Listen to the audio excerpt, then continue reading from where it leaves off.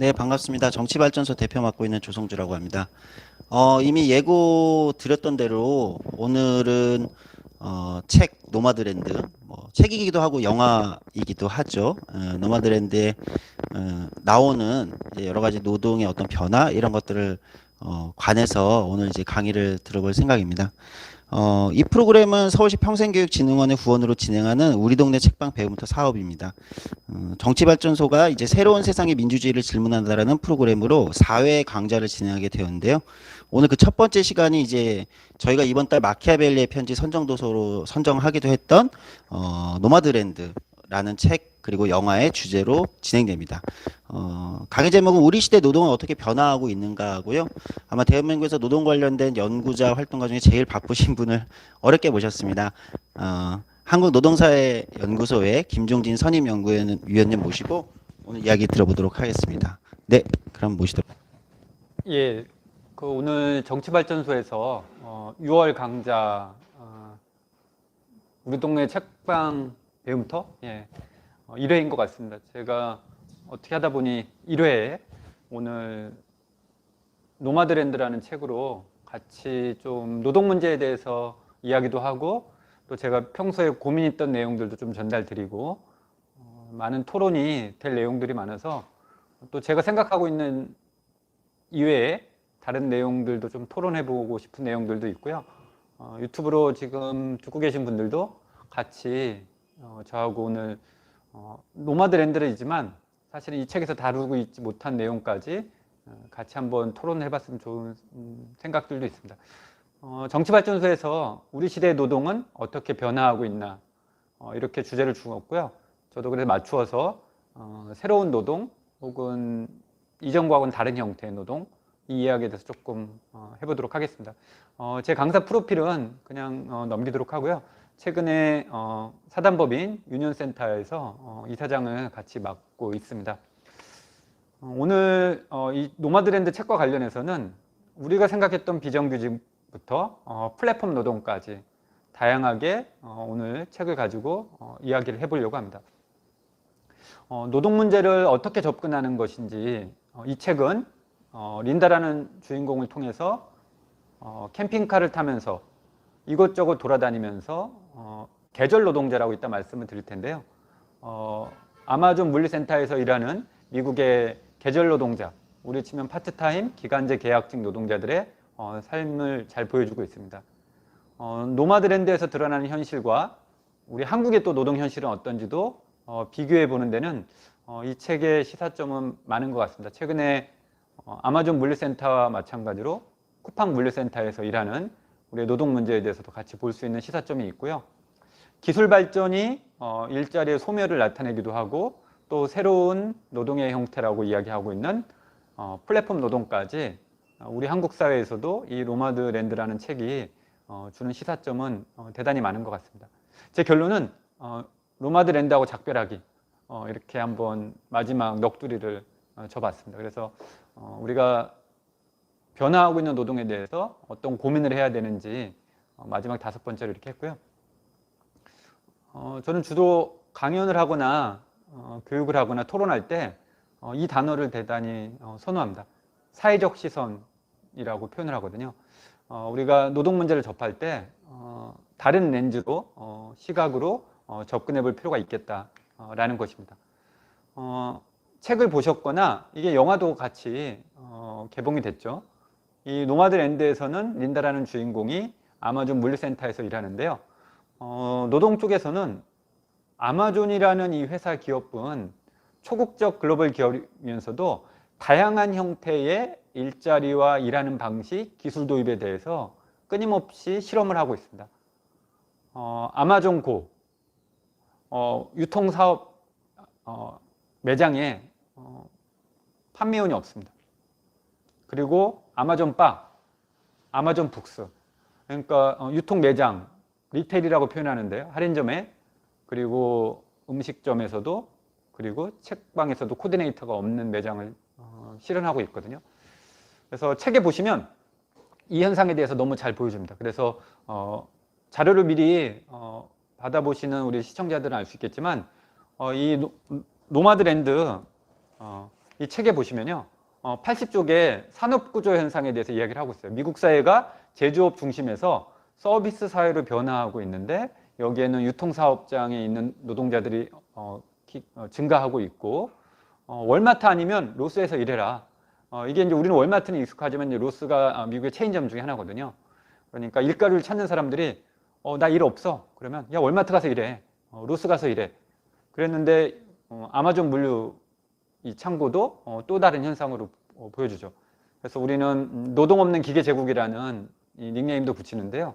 그래서 본격적으로 이 노마드랜드 책을 들어가기 전에 아마존이라는 이 기업이 그리고 최근에는 아마존 메커니컬 터크처럼 플랫폼 노동자들도 이렇게 적극적으로 고용하고 있는 현상이기도 합니다.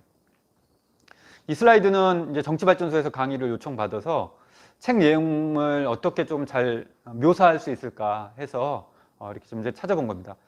보면 1940년대 이제 1940년은요 어떤 우리한테 시사점이 있냐면 1940년대 전후부터 1970년대 전후까지 자본주의 황금기예요. 골든 에이지라고 해서 이 30년 동안 미국의 제조업 기반을 통해서 자본주의 경제가 부흥하기도 했고 예를 들어서 GM, 포드, 클라이슬러 같은 이 제조업이 활성화되고 경제가 활성화되고 거기서 일하는 노동자들에게 임금도 많이 주고 그러니까 노사 분규도 잘 일어나지 않죠. 그래서 자본주의 황금기인데 2000년대 초중반을 지나면서 급격하게 미국의 유통업에 일하는 노동자들하고 고용 규모가 역전됩니다. 그러니까 1980년대 중심으로 해서 미국의 월마트부터 해서 쭉 미국의 경제가 활성화되면서 고용을 창출하고 있는데 2000년대 초중반에 이 슬라이드에 보시면 딱 교차하는 지점이 2000년대 중반이죠. 이 노마드랜드는 2007년, 2008년, 2009년 미국의 리먼 브러더스 금융위기 때 이 미국에 있는 다양한 은퇴한 노동자들이 일거리를 찾으러 아마존 물류창고에 갔을 때 딱 그때 교차하는 시점이거든요.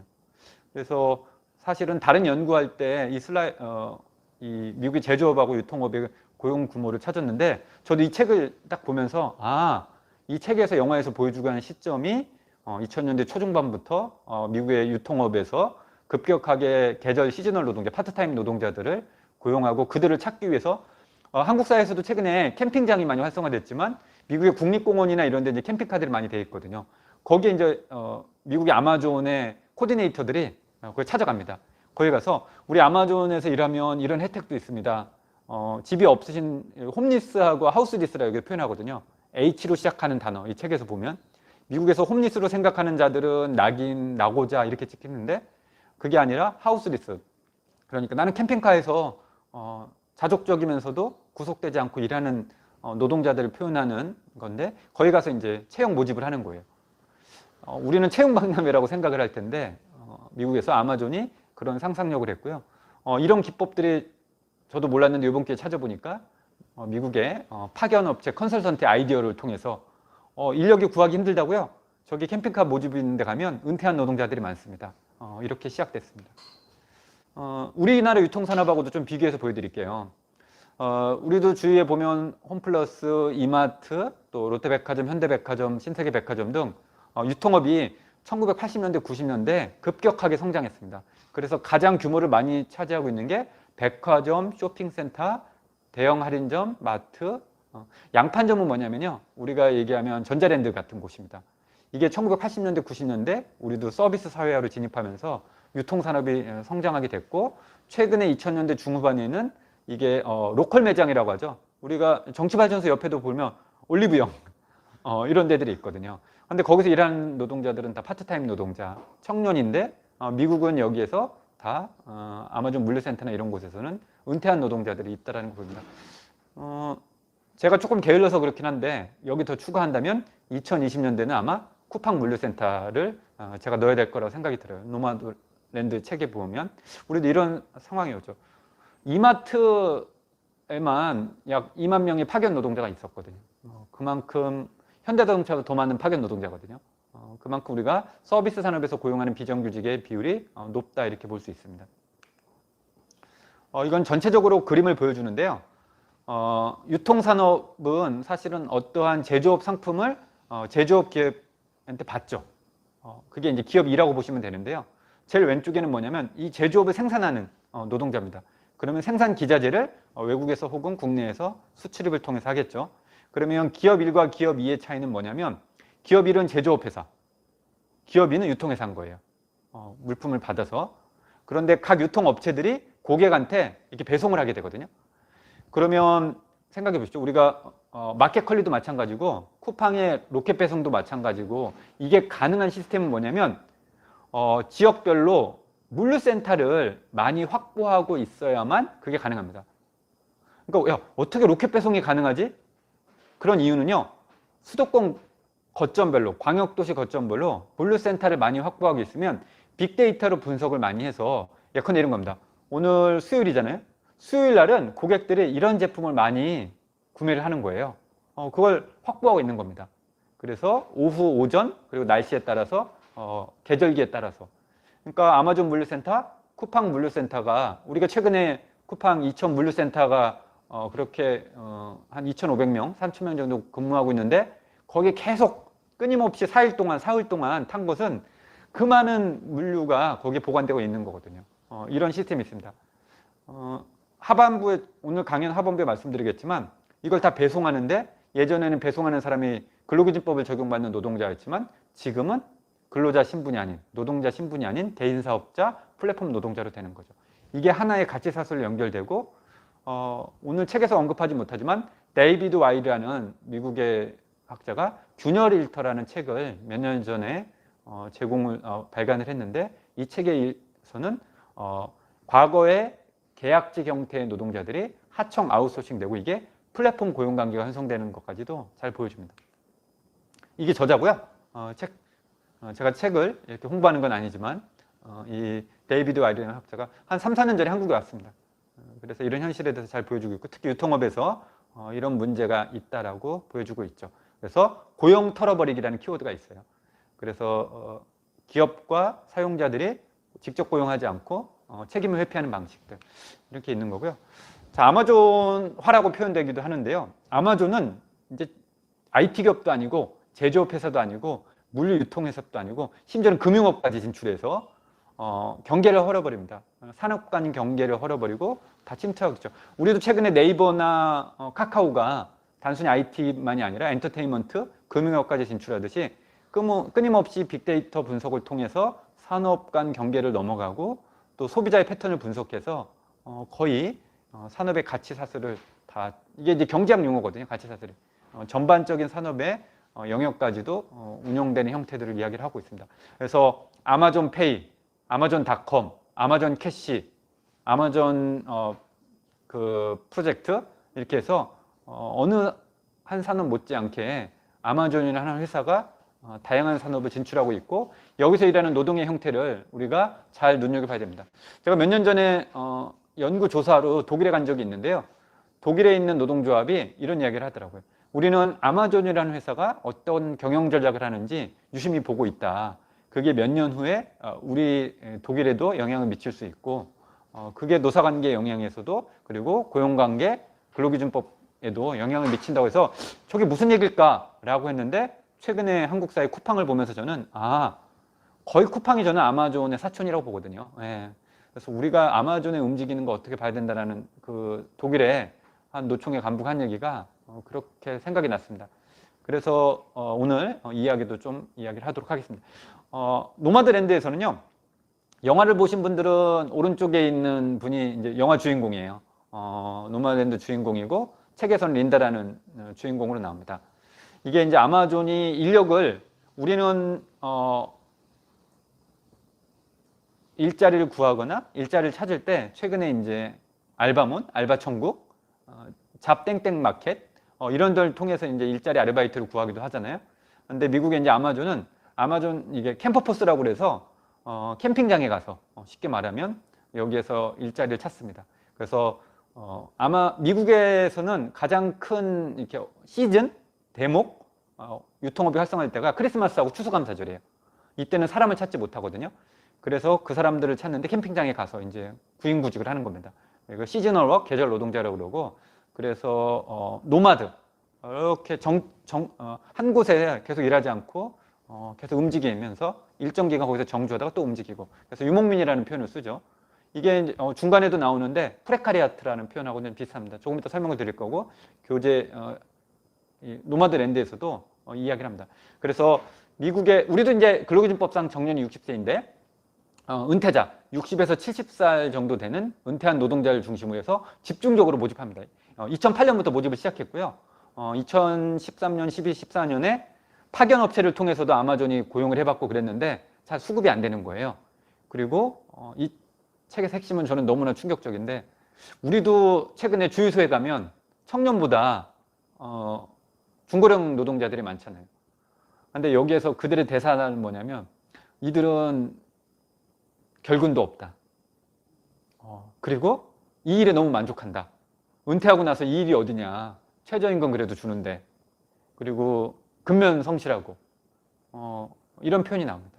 그래서 2008년부터 적극적으로 모집하고 이들은 정주하지 않고 계속 움직이는 이 노마드에 하고요. 이게 이제 제가 한번 찾아봤어요. 그랬더니 미국인들 다 지도 가면 이 캠퍼포스를 찾을 수 있어요. 다 클릭해갖고 여기에 몇 명이 있는지 어떤 조건에 모집하는지 이렇게 다 클릭해서 볼 수 있고, 이들의 용어가 뭐냐면 바퀴의 노동자라는 웹사이트가 있습니다. 우리는 알바모 알바천구처럼 있는데 이 아마존 캠퍼포스만 모집하는 바퀴의 노동자들이 있고, 이 교재에서 책에서도 제가 학교 강의를 나가다 보니까 용어상 교재라는 표현을 많이 하는데 이 책의 86쪽에 이 얘기가 잘 나옵니다. 그래서 예를 들어서 A구역, B구역에 몇 명이 있고 서로 연락도 하고 이렇게 하는 얘기가 나오고요. 그래서 이 정도구나 라는 걸 볼 수 있습니다. 거의 80만 명, 미국에서 80만 명이 이 아마존의 계절 노동자 캠퍼포스로 할 수 있습니다. 그래서 이제 이 노마드처럼 이런 표현을 먼저 조금 얘기했던 게 이제 프레카리아트라는 단어입니다. 그래서 불안정한 노동자, 그래서 이 일 저 일을 자주 반복적으로 아르바이트를 하기도 하고 뭐 안 하기도 하고. 그래서 일본에서는 이게 이제 더 많이 화제됐죠, 프레카리아트가. 그래서 불안정한 일자리를 이제 프레카리아트라는 표현을 썼고, 사실 노마드랜드의 조금 이론적 교재? 그러면 이게 프레카리아트라는 책이 가이 스탠딩이라는 사람이 최근에 몇 년 전에 더 출간을 했었고, 1980년대, 90년대에 경제적 불안 시기에 아르바이트 파트타임 일자리가 증가되는 원인을 거기서 찾기도 합니다. 그래서 이 책의 내용을 조금 학술적 개념적으로 좀 하면, 이 프레카리아트라는 책에는 가이 스탠딩이 프레카리아트 헌장을, 이 사람이 방향을 제시해요. 뭐라고 해야 되죠? 헌장이라고 표현하면 우리의 무슨 1948년에 세계 인권 선언 헌장처럼 앞으로 이런 게 필요하다, 이래서 이 사람이 주장을 하는 거죠. 그래서 이제 제가 빨간색으로 표기했지만 최근에 이제 화제되는 건데, 25조, 이 사람이 이제 기본소득을 지향해야 된다는 표현도 하기도 하고, 그리고 또 하나는 5조에 보면 노동자들의 단결할 자유를 증진해야 되기도 하고, 몇몇 표현 보면 10년 전에 이런 책에서 이런 아이디어를 제공하구나, 뭐 이런 얘기도 하죠. 그리고 제 16조에 보면 모두에게 정당한 법 절차를 적용해라, 뭐 이런 거. 이거 우리 단어에 보면 모든 노동자들에게 노동권이나 근로기준법을 적용해라, 이런 표현도 하고 있고, 이제 그렇게 얘기도 하는데, 어쨌든 프레카리아트라는 개념이 이 노마드랜드에서 유목민, 프레카리아트, 계절 노동자 이렇게 표현하기도 합니다. 캠퍼포스 얘기를 조금 더 하면요, 장점과 단점은 이 책에서 너무 잘 보여집니다. 후미등 퍼레이드라고 그래서 우리 모집합니다 그러면 어느 순간 우르르 몰려온다는 거예요. 그리고 한 2달 끝나면 다 사라지고. 그래서 이제 후미등 퍼레이드라는 이 개념도 나오고, 이 캠핑카 생활자들의 꿈의 인력이다 표현해서, 왜냐하면 이 사람들은 회사에 아마존의 복리후생을 요구하지도 않는다라는 거예요. 그리고 법이 미비하다고 해서 이걸 개선하자는 요구도 하지 않고 있고, 근면 성실하고 책임감도 높고, 이 세대가 출근율이 너무 우수하다는 겁니다. 그래서 이들을 대상으로 모집하는 게 대단히 좋다라는 이게 책에 나오고, 문제는 이거 어떻게 봐야 될지 모르겠는데 운동화를 지급하고요. 그리고 너 몸이 아프지? 그러니까 파스도 지급하고, 진통제도 배급해요. 자판기에. 최근에 이 정치발전소를 지금 운영하는 우리 조성주 대표님도 백신 맞았다고 저한테 자랑을 하던데, 백신 맞으면 우리가 2가지를 준비하라고 그러잖아요. 그러시면 안 되죠. 한 특정 제약을 A로 시작하는 해열제가 있고, 근데 잘 안 찾는 책이 뭐죠? 부 어쩌고 저쩌고 이 뭐 땡땡 있는데, 아마존 물류센터에는 이 자판기가 있습니다. 그랬고 이 해열제를 이렇게 자기가 뽑을 수가 있어요. 그래서 책에 보면 나는 오늘 2알을 먹고 잤다. 이런 얘기가 나옵니다.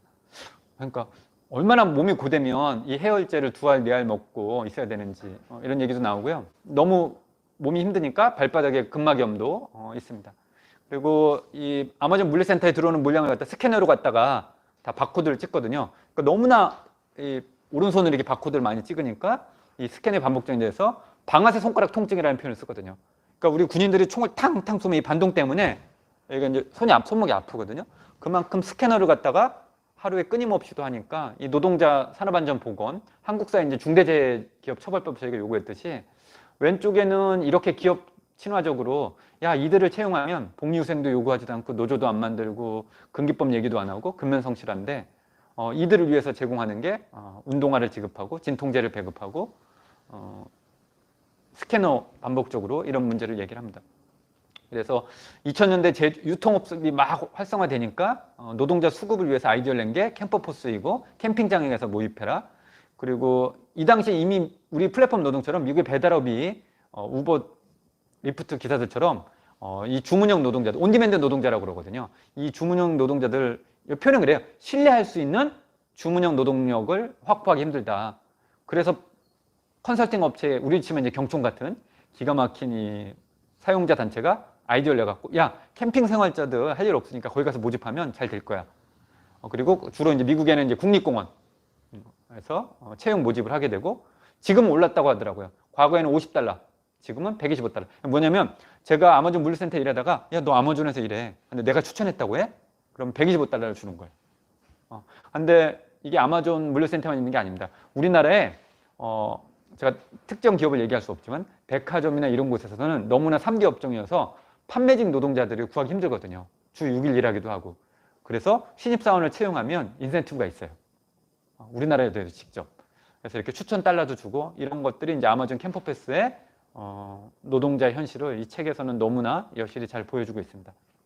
이건 국가인권위원회 2015년에 제가 연구하고 온 거거든요. 그 당시 유통업 노동자들. 그때 이제 박근혜 정부에서 국가인권위원회가 사실은 감정노동만 권고하고 몇 년 후에 3년 후에 그것도 권고하고 중요한 이런 것들은 권고하지도 않았어요. 엄청나게 노력해서 한 보고서인데 그 당시에 백화점, 마트, 면세점에서 일하는 노동자들의 이 건강 실태를 이제 조사했거든요. 여러분 많이 아십니다. 그때 우리 사회에서 이제 휴게 공간도 문제가 되고 그랬는데 보면 목이 아프다고 한 비율이 13%예요. 유통 노동자들이. 어깨가 22%. 그러니까 오르내리고 이렇게 하니까 그렇거든요. 린다 주인공도 이제 그런 표현을 하고 있고 허리가 17.7% 통증, 다리가 오래 서 있고 그러니까 13.4%, 손목이 이제 7.5% 이렇게 돼 있거든요. 그러면 오늘 이 강좌를 시청하고 있는 선생님들이나 청자들에게 한번 여쭤볼까요? 이들에게 우리는 어떠한 정책을 할 수 있을까요? 이런 어떠한 통계적 지표를 직관적으로 보면 다리가 아프고 발목이 아프니까 그 당시에 우리가 한국 사회에서 캠페인한 게 있습니다. 서서 일하는 노동자들에게 의자는 존중입니다. 이렇게 하면서 대형마트에 1년 후에 다 의자를 놔주게 됐죠. 이게 시작인 겁니다. 자, 손목과 손가락이 아파요. 아까 이제 방아쇠 통지처럼. 그러면 노동 감수성으로 우리가 이제 하는 사람들은 저는 잘 모르지만 드라이 아이스 같은 게 있다고 하더라고요. 그래갖고 힘들다가 해갖고 차 이렇게 냉매를 딱 하면 그 통증이 이렇게 조금 예열되는. 그래서 그런 것들을 우리가 할 수 있는 것도 이 실태에서 보여줄 수가 있습니다. 이 노마드랜드에서 주인공은 그런 현실에 대해서 꾸준히 얘기를 하고 있어요. 자, 아마존 물류창고에 대해서 좀 얘기를 합니다. 아마존 물류창고가요, 되게 자동화되어 있습니다. 기계화되어 있고, 그래서 이전에 우리하고 대형마트하고는 전혀 다릅니다. 그래서 이 지파 뭐 이런 표현을 하는데 피킹, 포장, 배송이 자동화 시스템인데 물류창고에 기계화가 20만 대 로봇이 들어가 있습니다. 그래서 보시면 이 노란색에 키바라고 이렇게 돼 있잖아요. 이게 로봇이에요. 키트처럼. 이게 쭉 돌아가고 일하는 사람들 근처에 와서 이러거든요. 그러면 열심히 일하는 데에는 와서는 더 빨리 와요, 이놈들이. 그리고 천천히 일하면 천천히 오고. 이제 그걸 다 알고 있거든요. 이렇게 이제 자동화되어 있는데 이 로봇이 이제 됐습니다. 아마존이 기계화 자동화되어 갖고 지금 아마존 물류센터에 평균 2,000명 일하고 있어요. 이 린다 같은 주인공들이 로봇과 같이 일하고 있거든요. 그래서 제가 이 책을 보다가 찾아봤는데 2,000명 일한다길래 야 진짜 쿠팡이라는 회사는 기가 막히구나. 아마존도 2,000명 일하는데 어떻게 우리도 2,000명 고스란히 한국도 2,000명 정도 일해요. 우리가 지금 2,000 물류센터 화재가 났잖아요. 거기 평균 한 2,500명입니다. 그리고 작년에 코로나 바이러스가 있을 때 부천 물류센터에도 한 2,500명 평균. 그러니까 거의 자동화 시스템도 아마존 걸 그대로 벤치마킹 해갖고 거기서 일하는 사람의 거의 인력 배치도 이렇게 돼 있습니다. 노동자들이. 그러면 이 얘기는 좀 잠깐 제가 조금 하도록 하겠습니다. 최근에 우리가 이세돌이 알파고한테 바둑대전을 지면서 4차 산업혁명이라는 소위 이야기를 하고 있는데 외국에서는 이걸 4차 산업혁명이라는 표현하지 않고요. 디지털 경제 혹은 산업 4.0 이렇게 얘기합니다. 독일과 같은 유럽 나라에서 산업 1.0, 2.0, 3.0, 4.0 그래서 ICT 정보와 자동화가 우리 산업 현장에서 반영되는 것을 산업 패러다임이 바뀌고 있다. 이야기를 하면서 세계 다보스 포럼에서 일의 미래, 일자리의 미래라는 보고서가 나왔고 새로 생기는 일자리도 있지만 없어지는 일자리가 있어서 플러스 마이너스 1에서 향후 500만 개 일자리가 사라질 것이다. 아마존의 물류센터는 2008년부터 본격화돼서 갈수록 지금 줄어들 겁니다. 앞으로 향후에 자동화된 시스템으로 이런 게 이제 일의 미래에 대해서 최근에 논란이 되고 있죠. 어쨌든 우리는 4차 산업혁명이라는 표현이 이렇게 됐지만 디지털 경제라고 표현을 많이 합니다. 이렇게 보면 슬라이드가 좀 잘 안 보실 수 있을 텐데요. 나중에 이제 자료와 같이 보시면 우리나라에서도 이 즈음에 2007년, 2008년 전후에 국책연구기관에서 우리의 일자리가 로봇 기계로 대체되는 비율이 OECD 평균 정도 됩니다. 한 45% 정도 전후에. 그리고 각 업종별로 보면 운수, 도소매, 유통업이 이제 2위죠. 이렇게 빨리 기계와 자동화로 일자리가 상실될 위험이 높을 고위험 일자리 이렇게 표현하고 있고요. 2017년에 포브스라고 미국의 이제 잡지인데 여기에 인상적이죠. 우리들의 일자리가 로봇으로 대체되는 것을 시사점으로 이렇게 보여주고 있는 일자리가 있습니다. 언제 될지 모르겠지만 이런 게 이제 되고 있고요. 이 디지털화 혹은 산업 4.0을 막 전 세계적으로 화두가 됐을 때 독일에서 홈페이지에 이렇게 첫 화면이에요. 왼쪽 상단에 이제 독일의 공장입니다. 스마트 팩토리 자동화된 공장의 미래의 일자리는 이렇게 될 것이다라고 하는 겁니다. 지금 이 강좌를 듣고 있는 분들에게 제가 한번 여쭤보면 현대자동차의 생산직 노동자 120명 신규 채용합니다. 그럼 우리는 상상을 하죠. 찰리 채플린의 모던 타임즈에 일하는 육체 노동자를 갖다 120명 모집하나? 10년 후는 그렇지 않다는 거예요. 이렇게 자동화된 스마트 팩토리 공장에 전통적인 생산직 노동자는 없고 자동화된 공장의 프로그램을 다룰 줄 아는 아이패드의 프로그램을 다룰 줄 아는 사람들을 모집을 한다는 거예요. 즉 그러면 여기는 어떤 시사점이 있냐면 앞으로 10년 후에 제조업 공장에는 숙련된 노동자의 프로그래머를 더 많이 모집한다는 거죠. 육체적 생산 노동자는 거의 없고. 그럼 여기에는 남녀노소 따지지 않고 육체적 생산 능력과 별개로 기술 숙련을 갖고 있는 자와 갖고 있지 않은 자로 구분한다. 결국은 앞으로 직업 능력, 교육 능력 향상을 받지 않는 자는 단순 노동자로 전락하고 최저임금 수준의 시즈널 워크, 계절 노동자로 고기술 하이테크 노동자들만이 일자리, 좋은 일자리에 정규직 일자리를 갖고 있다. 그래서 지금 유럽에서는 교육 훈련을 끊임없이 노사정이 모색하는 걸 이렇게 볼 수 있습니다. 그래서 지금 제조업 4.0뿐만 아니라 밑에 그림 보시면 이게 물류센터거든요, 독일에. 그리고 오른쪽에 독일의 유통업 매장 이렇게 돼서 우리가 그러잖아요. 백화점이나 대형마트 가서 이 제품이 있어요? 이제 우리 옷을 사러 가면 셔츠를 저 95인데 빨간 사이즈 빨간색입니다. 색상. 지금 없는데 제가 창고 갔다 올게요. 이렇게 얘기를 하잖아요. 잠깐만 기다리시라고. 우리 그동안 구경하죠. 매장을. 그렇지 않습니다. 아이패드로요. 다 전자화 돼갖고 매장 딱 스캔하면 지금 여기에 빨간색의 셔츠 95 사이즈가 몇 장 있는 게 다 나옵니다. 그만큼 매장 인력도 이제는 줄어들겠죠. 그러면서 디지털화된 우리나라 산업에 이렇게 됩니다. 이게 보면 전통적인 시각은요. 이게 프레이 오스반이라고 우리로 치면 주류경제학자들이에요. 보수경제들. 앞으로 인간의 노동은 기계가 대체할 것이다. 그래서 너희들 조심해야 된다. 노동조합 만들어갖고 임금 복지를 요구할 때가 아니다. 너희들의 일자리도 보존하지 못할 걸? 이렇게 위협적으로 얘기를 하죠. 그런데 약간 메가피나라는 학자는 로봇과 함께 우리가 협력해서 공존할 수 있다. 이렇게 얘기를 하면서 우리가 기계화 자동화 시대에 어떻게 대처해야 될지 이 두 가지 이론적 패러다임이 있습니다. 물론 더 레프트도 있어요. 이 기계에 대해서 더 인간 중심적으로 우리가 참여하고 공동 결정해서 사람 중심으로 바꿔야 된다. 이렇게 이야기를 하고 있는데요. 최근에 네덜란드나 이런 데서는 포용적 로봇, 아무리 자동화돼 기계화된다 하더라도 인간이 꼭 유지돼야 될 영역이 분명히 존재하다. 저는 최근에 보건의료노조나 이런 데에서 영상의학 파트가 그런 것 같아요. 우리가 CT 딱 찍어갖고 우리가 의사 선생님이 상담해야 되는데 이걸 미국은 비용 아끼려고 인도에 보내잖아요.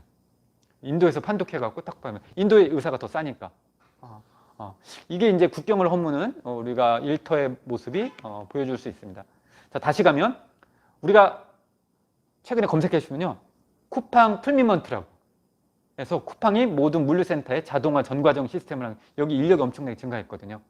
작년에 국정감사 때 국회에요, 쿠팡 CEO가, 최고 CEO가 가지 않고 쿠팡 풀미먼트 사장이 갔어요. 그런데 이 쿠팡 풀미먼트는 아마존 풀미먼트 그대로 벤치마킹한 겁니다. 이 노마드랜드에서는 이 쿠팡 풀미먼트의 모습을 잘 보여주죠, 전 과정이. 그래서 이 쿠팡 풀미먼트에서는, 쿠팡 물류센터에서는요, 채집자, 저장자 이렇게 구분합니다. 고객이 주문한 물건이 들어왔을 때 물류센터 선반에서, 이게 창구 선반에서 가져와 갖고 바코드로 딱 스캔해 갖고 이 사람 거 나가고, 또 들어오는 새로 신규, 아까 제가 말씀드렸잖아요, 물류센터에 주문한 것만 들어오는 게 아니라 일정 상품을 갖다 이렇게 저장해 놨다가 새벽 배송 딱 할 수 있게 6시간 이내에. 그래서 이제 저장자가 있습니다. 저장자하고 채집자로. 그리고 우리 택배 기사님들이 이걸 집하하느냐 마느냐, 운반하느냐. 우리 지금 택배 노동자의 그게 쟁점이잖아요. 작업을 내가 하느냐 마느냐. 이렇게 이제 채집자, 저장자로 되어 있는데 이게 다 비정규직 노동자들이죠. 근데 아마존 기계화된 물류센터 이렇게 되어 있습니다. 아마존 물류센터 매장의 평균 37도가 넘어요. 네. 근데 에어컨도 없죠. 쥐어짜식 경영을 표현하거든요. 이 책 165페이지에 이게 나옵니다. 그래서 여기 표현이 여실히 드러나요. 열사병이 걸리는 노동자들이 나타난다. 그런데도 불구하고 에어컨 안 놔준다. 왜? 에어컨 설치하는 비용보다 저 수만 평의 노동자보다 그냥 앰뷸런스에 가갖고 실려가는 게 더 싸니까. 이 책이 나옵니다. 그래서 이렇게 자동화된 아마존 물류센터에 미국에 80만 명이 넘는 린다 같은 노동자들이 있는데, 이게 최근에 언론에 났어요. 이렇게 실려가는, 아마존에. 그래서 미국의 이제 노총에서 이런 것들을 문제 제기하고 있는데, 구급차를 이용하는 비용이 더 싸다는 거예요. 에어컨 놔주는 것보다. 그만큼 아마존 회사는 비용 중심적으로 생각하고 있는데, 쿠팡도 마찬가지죠. 그래서 이 책을 읽다가 제가 진짜 구절구절 다 생각나는 거 있습니다. 열심히 일하세요. 즐기세요. 우린 역사를 만듭니다. 이게 94쪽에 나옵니다. 또 중요한 건 이 책에서는 드디어 나왔습니다. 조성주 대표님이 백신 맞고 맞지 않는 다른 비백신의 해열제 이부프루펜이 있어서 감사합니다. 이걸 주니까. 아침에 4알, 밤에 또 4알을 먹었습니다. 이 책에 2구절이나 나와요. 이 아마존 물류 창고에. 그리고 처방전 필요 없이 고정 자판기가 있습니다. 그러니까 미국 사회가 얼마나 이 노동 환경에 대해서 이 자본 중심적으로 생각하는지 너무 잘 보여주고 있고요. 우리가 코로나 시기에 세계보건기구 WHO에 대해서 잘 알잖아요. 이 세계보건기구가 1924년에 만들어졌습니다. 근데 유엔 산하 전문기구이잖아요. 근데 노동을 하는 분들은 다 알아요. 이거보다 더 먼저 만들어진 국제노동기구 ILO. 이 국제노동기구가 1919년에 세계 최초의 협약이 하루에 8시간 일하자는 협약이었거든요. 그러면서 100년이 돼서 2019년에 보고서가 몇 개 나왔는데 그 중에 하나가 노동안전 보고서예요. 그 책의 표지서가 기가 막히게 아마존 물류센터입니다. 그러면서 모든 수준에서 노동자들이 안전하고 건강하고 일할 권리가 존중돼야 된다. 이게 이제 슬로건으로 있는데, 특히 물류 배송, 플랫폼 노동에 대해서 이야기를 하고 있습니다. 찰리 채플린의 모던 타임즈가 얘기하는 공장의 이 제조업의 컨베어 벨트하고 아마존 물류센터의 린다 같은 노동자들이 일하는 바코드, 하루에 12시간 바코드만 하는 거하고 전혀 다르지 않다는 거예요. 100년 전의 노동과 100년 후의 노동이 제조업에서 유통업으로 왔는데 그 차이가 없는 우리 노동의 형태를 보여주고 있죠. 불과 일주일 전이죠. 우리 경기도 이천의 물류센터에 쿠팡에 이 화재가 났을 때 이제 모습입니다. 수만 평이잖아요. 이거 기억하시죠? 작년에 부천의 물류센터, 아마존 물류센터 코로나 했을 때 물류센터에, 쿠팡 물류센터에 정규직은 98명, 2,500명 중에 일용직이 2,588명, 외주 하청업체 직원이 120명, 계약직이 983명. 즉 쿠팡이라는 풀미먼트 회사가 직접 근로계약한 직원은 1,100명밖에 안 되는 거예요. 3분의 1. 나머지는 다 일용직, 우리가 린다 같은 시즈널 워크인 거죠. 그래서 제가 이걸 조금 이렇게 보기 쉽게 텍스트로 한번 해봤습니다. 제가 참 충실한 강사죠. 이렇게 3,000명, 2,500명이 있는데 정규직은 25분의 1, 계약직 비정규직이 3분의 1, 일용직이 95%. 당연히 여기에 보호장구, 소독, 마스크 지급하지 않은 거죠. 이 책에서는 그래서요, 이 아마존 물류센터에서 조사해. 우리 고용노동부 산업안전 근로감독관이 가듯이 직업의 이제 주 연방별로 직업안전보건관리국에서 산업재해를 조사하는데 우리하고 비슷한 것 같아요. 형식적으로 와서 보고 가고 아무 조치 취하지 않는 것을 이 책 171페이지에서는 여실히 보여주고 있습니다. 그래서 우리가 중대재해기업 처벌법이 이래서 필요하구나. 근데 미국에서는 뭐 이런 거 상상도 못 하겠죠. 그래서 엊그제 화재가 난 이 이천의 물류센터에 우리나라 근로감독관은 저는 이 노마드랜드에서 보면 우리가 전통적인 생각하고 말고 이 근골격거의 문제라든가 하루에 12시간 일한 이 장시간 노동의 문제 이런 것도 좀 같이 볼 필요가 있지 않을까 하는 생각을 해봤습니다. 책을 보다가 저도. 자, 그럼 조금 더 이 책에서 보면 아까 쿠팡의 정규직 몇 명이요? 98명. 아마존에서도 한 100명 정도 이런 사람만 있습니다. 우리는 잘 모르지만 여기 풀타임 노동자로 표현되어 있거든요. 로보스틱 구역 기술자, 그리고 구조 전문가, 그리고 저도 잘 모르는 ICQA 멤버, 그리고 쿼터백, 그리고 벤더 매니저라는 사람이 있습니다. 이 벤더 매니저는 우리는 뭐냐면 백화점, 마트 같은 데서 DM이라고 해서 재고 물량, 야 지금 오전에 이게 다 떨어졌으니까 100개 더 들어와. DM 납품하는 물량. 그래서 우리 연매장의 이마트는 지금 750원으로 지금 가격 올려놨어. 그러니까 우리 850원 해야지. 이런 한 6개의 직업군만 정규직으로 고용하고 있는 겁니다. 풀타임. 나머지 시설, 그리고 스캐너 이렇게 선반 옮기는 사람들은 다 파트타임. 과거에 이제 파견직으로 했다가 잘 안 된 거예요. 미국도. 그래서 단순한 파트타임도 아니고 이 시즈널 웍 계절에만 고용한. 우리나라도 그 근로기준법상 계절 노동자는 합법적으로 할 수 있습니다. 그럼 제가 질문도 드리고 한번 답변도 해볼까요? 이 앞에 지금 오늘 정치발전소 두 분 계시는데 한국은 그러면 이 린다와 같은 계절 노동자를 어디서 많이 볼 수 있을까요? 파먹이라고 해서 농촌이요. 그래서 제주도 같은 데라든가 담양, 특정 도시에 비하하는 건 아닙니다. 이런데 일꾼이 부족하잖아요.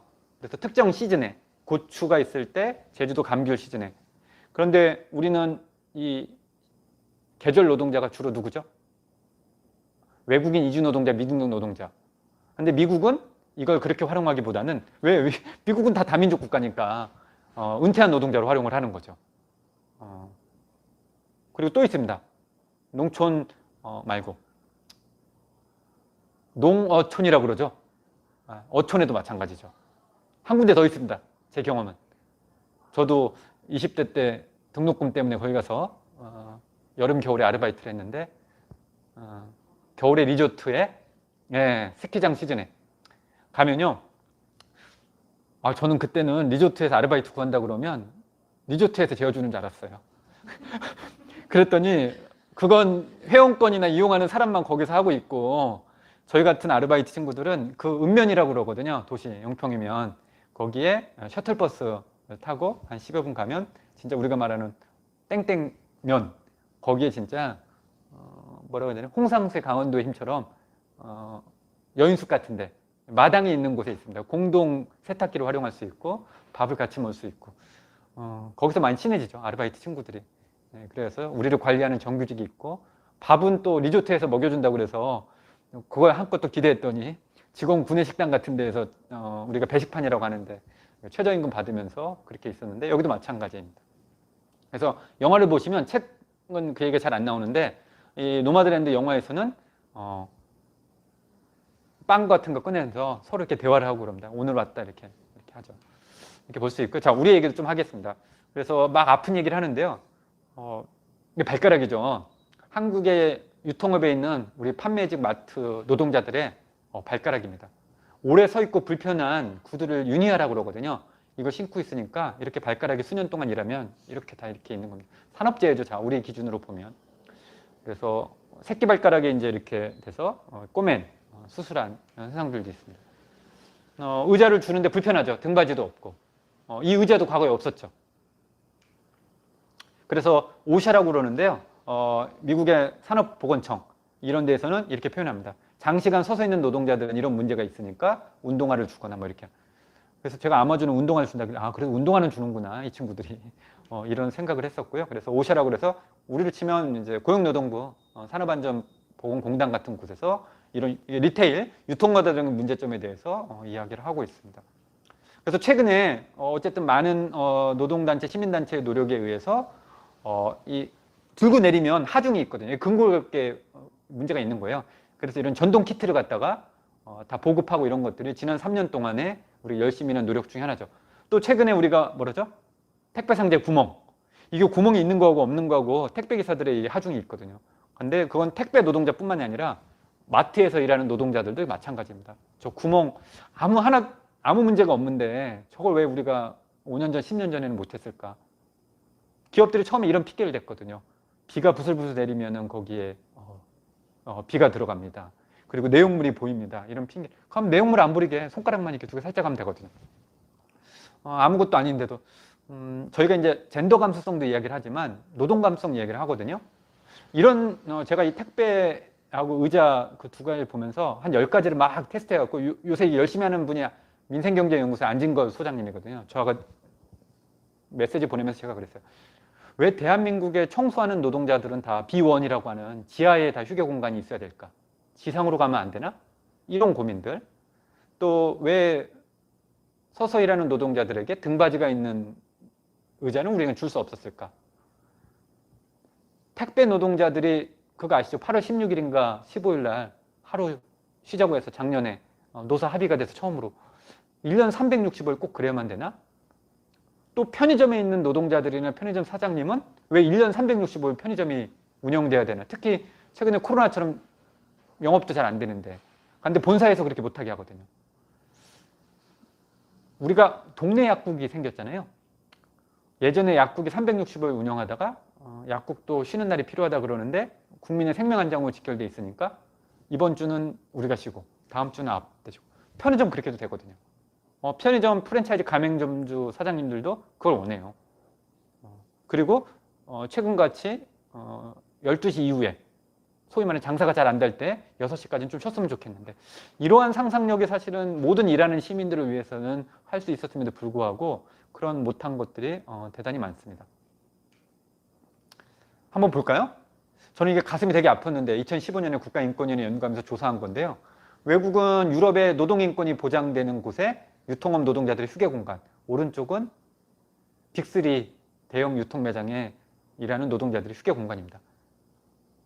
왼쪽 보십시오. 이렇게 소파에 넓은 공간에 쾌적하게 다양한 형태로. 근데 오른쪽은요. 제가 특정 기업을 얘기할 수는 없을 것 같지만 막사처럼 덩그라니 그냥 바닥에 그리고 소파가 있어도 불편한 형태로 이렇게 되어 있습니다. 백화점, 면세점, 대형마트. 유통의 3종 세트라고 그러거든요. 왼쪽에 보시면은 잘 보시면 저 2시 방향이에요. 저 가방 메고 문턱에 이렇게 들어가 있는 조그만 사람 보이죠? 접니다. 실제 프랑스하고 독일에 조사로 갔어요. 너무 충격적인 건요. 저 끝에 보시면 11시 방향에 잘 안 보이실 수 있는데 과일이 있어요. 과일이. 외국의 유통업 노동자들의 휴게 공간에 바나나하고 사과가 있더라고요. 저는 그걸 보면서 만약에 우리 유통업 매장에 저걸 갔다면 오전조가 다 가져가서 오후에 없을 거다.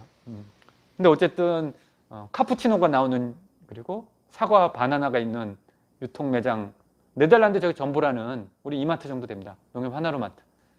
그걸 보고 너무 충격받아서 우리나라 유통 현실하고는 너무 다르다는 걸 느꼈고요. 이건 논란도 있는데요. 어쨌든 이게 이케아입니다. 이케아. 이케아 광명점이에요. 자, 보십시오. 다시 가겠습니다. 오른쪽에 우리나라 백화점, 면세점, 대형 할인마트. 왼쪽은 유럽의 노동권이 보장된 도시들. 이게 이케아 매장이에요.